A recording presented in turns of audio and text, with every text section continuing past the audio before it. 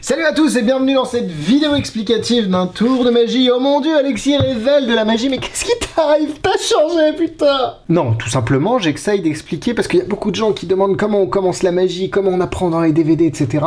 Ben, je pense que si je peux me permettre, enfin j'espère essayer de faire un tutoriel un petit peu sympa, bien fait, qui explique en détail un tour simple, presque automatique, qui peut se faire sur les spectateurs avec un très bon impact, sans évidemment copier quelque chose qui existe déjà, c'est quelque chose qui est plus ou moins dans le domaine public, et que je me permet de réexpliquer. Bref, l'idée elle est simple, vous avez un jeu ici qui peut être mélangé, je vais d'abord vous montrer la routine. Parfait. Le jeu peut vraiment être mélangé, et l'idée c'est que vous donnez le jeu au spectateur, le spectateur va couper à peu près au tiers du jeu, va retourner le paquet qu'il a coupé et va couper un peu plus loin. Il va étaler les cartes et il va prendre la première carte à l'intersection qui est complètement aléatoire vu qu'il a coupé à des endroits complètement différents. On recommence, exactement la même chose. Carte à intersection, complètement différent. Vous pouvez même mélanger les cartes entre chaque coupe, vous pouvez le donner à un autre spectateur ou toujours au même, ça dépend vraiment que de vous. On va prendre la carte à l'intersection, et le dernier coup, évidemment, il nous faut 4 cartes, schlac, schlac. Parfait. Donc ici, on est d'accord que vous avez coupé à des endroits vraiment anecdotiques, parce que vous n'avez pas fait exprès de couper à ces cartes-là, et pourtant, si on regarde ici, on a quand même un as, et ce qui est bien, c'est qu'on touche les autres, oh mon dieu, ça marche aussi, et on peut avoir les 4 as. Alors cette routine, elle est simple, mais elle est assez forte sur le public, il m'arrive de la faire en vrai, donc j'espère que vous allez utiliser cette routine à bon escient, on va dire. L'idée est très simple, vous allez avoir besoin des 4 as, donc vous sortez les 4 as de votre jeu ici, et vous allez les mettre sur le dessus du jeu. Hop. Donc le montage est très simple, vous avez le jeu ici, plus les 4 as par-dessus. Très bien. Vous pouvez faire tous les faux mélanges que vous voulez, enfin faux mélanges. Tant que l'ordre des 4 premières cartes n'est pas interféré, vous pouvez faire tous les mélanges du monde. Hop. Tant que les 4 premières c'est les as, on est tranquille. Alors, il y a une seule technique, entre guillemets, qui va être utile pour ce tour, c'est très simple. Donc, c'est même pas vous qui allez la faire, c'est le spectateur qui va la faire. L'idée, elle est de prendre un paquet, à peu près, moi je dis un tiers du paquet, le premier tiers. Alors, ça peut être la moitié, hein, parce qu'il pourra couper encore plus loin après. Mais je pense qu'un tiers, c'est le bon compromis. Donc, un tiers du paquet, et il retourne ce tiers. D'accord ? Maintenant, il va aller prendre plus loin. Là, on voit très bien que vu que les cartes sont bombées, hop, je vais vous montrer ici. On voit très bien l'endroit où le paquet s'arrête. L'intersection, en fait, elle est là. D'accord ?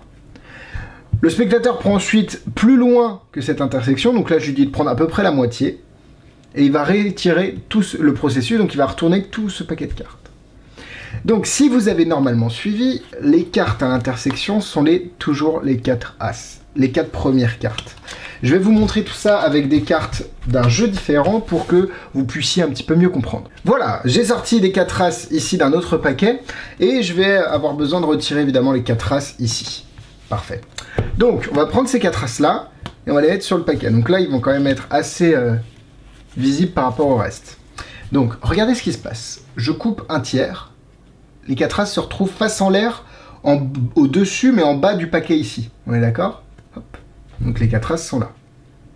Et ensuite, si je coupe un peu plus loin, on va retourner les 4 as et les mettre au-dessus du paquet en dessous, regardez. Regardez ce qui s'est passé. On les met, c'est des cartes du dessus du départ en fait.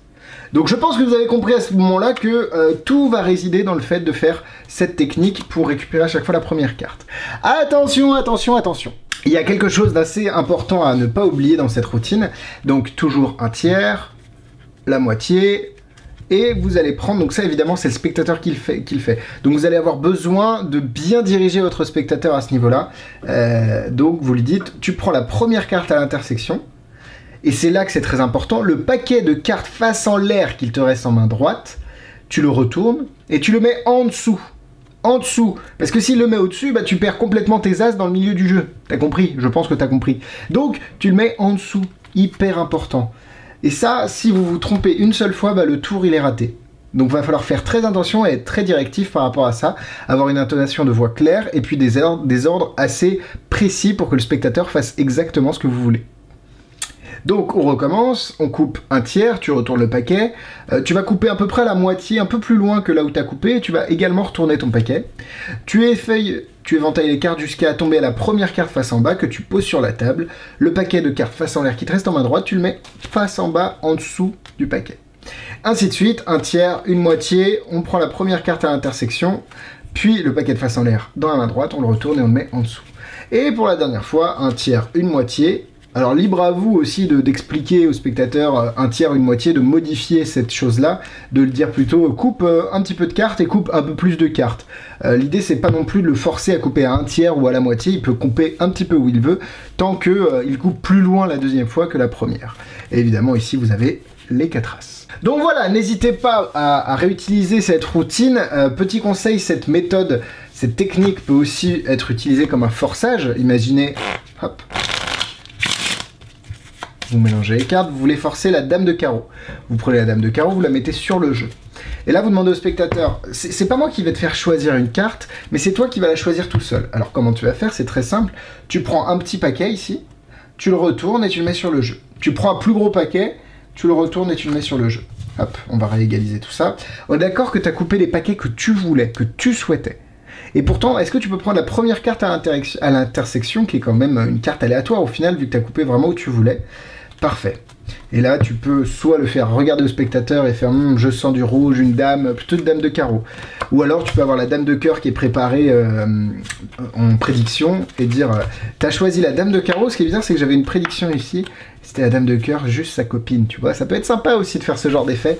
Bref, cette méthode et technique, elle est super intéressante et j'espère qu'elle vous donnera d'autres idées de présentation, que ce soit avec des as ou que ce soit avec un forçage ou avec n'importe quelle autre suite. Bref, à vous d'imaginer toutes les possibilités de cette routine. Voilà, cette vidéo est terminée. J'espère qu'elle vous a plu. C'est un format un petit peu différent, un plan d'angle un petit peu différent. Ça change d'apprendre une petite routine qui fait pas de mal à personne, enfin qui fait de mal à personne et j'espère que vous allez vous en servir.